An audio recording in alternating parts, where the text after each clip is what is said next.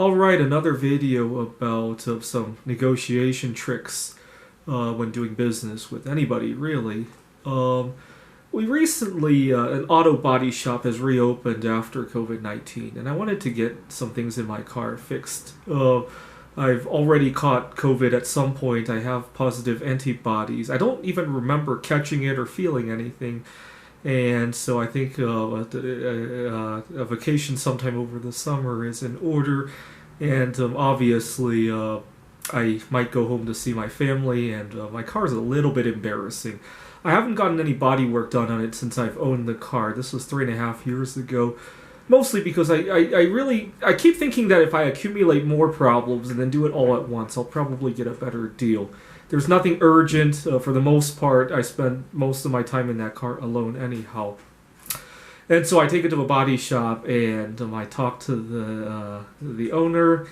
He has a very slow day, obviously. And I park there, and I take a walk along the trail next to the body shop. And I come back, and he tells me that the total is about $800. He gave me an estimate of $800. In the back of my mind, I don't want to be dropping $800 right now. There's still a lot of uncertainty hanging over my head about me returning to work and how the rest of the summer is going to look like.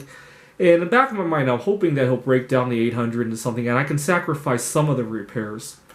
And so I asked him if he could break it down. He pretends to get all confused. I know this guy is much smarter than not knowing what I mean by breaking it down. He gets all confused. What do you mean? And all that. And this is very clever because he forced me to explain what I meant and forced me to do most of the talking. And it made me realize that I need to find some clever ways when I'm negotiating, especially when I return to work after COVID, when I'm negotiating the new offer or details or benefits. I need to find a way to force my boss to do most of the talking. Maybe dumb it down a little bit, which is kind of tricky because at the workplace you don't want to sound dumb. But I'll definitely sound dumb on the logistics part of it, the compensation, the benefits, the vacation or whatnot. Maybe sound a little bit dumb there, but sound very smart on the technical aspects. That's what I'm planning to do, which is what the car mechanic was kind of doing, right? He was being very smart on the technicals, right? Oh, this thing needs to be fixed. This is going to corrode, oh my God, your transmission's going to blow anytime, right? He didn't say that, but he was very smart on that end of the thing. But when it came down to how to break down the price, what can I give up not doing right now, he became very stupid, right? And I think it's okay to play dumb if you want to force the other side to do most of the talking.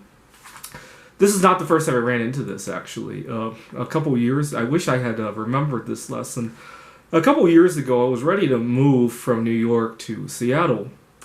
I had a number of antique books that I had accumulated over the time when I was living in New York, and they weren't going to all fit into my suitcase to bring to Seattle, so I took it to an antique dealer to see which ones I could sell, or maybe trade. Maybe trade some of the not-so-rare ones, a bunch of those, for one book that's much more rare, right? I was thinking about doing something along those lines, right?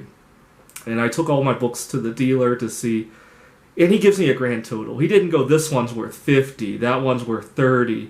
He gave me a total, and again, I had a hard time getting him to break it all down. And it just goes to show you're never obligated to volunteer more information than you want to, right? He could have said nothing at all, right? I just don't want these books. He could have said just a number, right? He didn't have to volunteer all the details, right?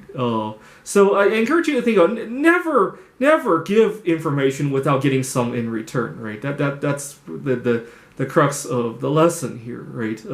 You should never feel like you have to give information. Kind of fitting right now because I had a family member who recently got arrested. Unfortunately, the COVID lockdown has been very tough on everybody. And when you're arrested, the first warning you're given is that you never have to speak if you don't want to, right? So that's very fitting that we both ran into this situation, although mine was a little bit more pleasant than my family members. Thanks for watching.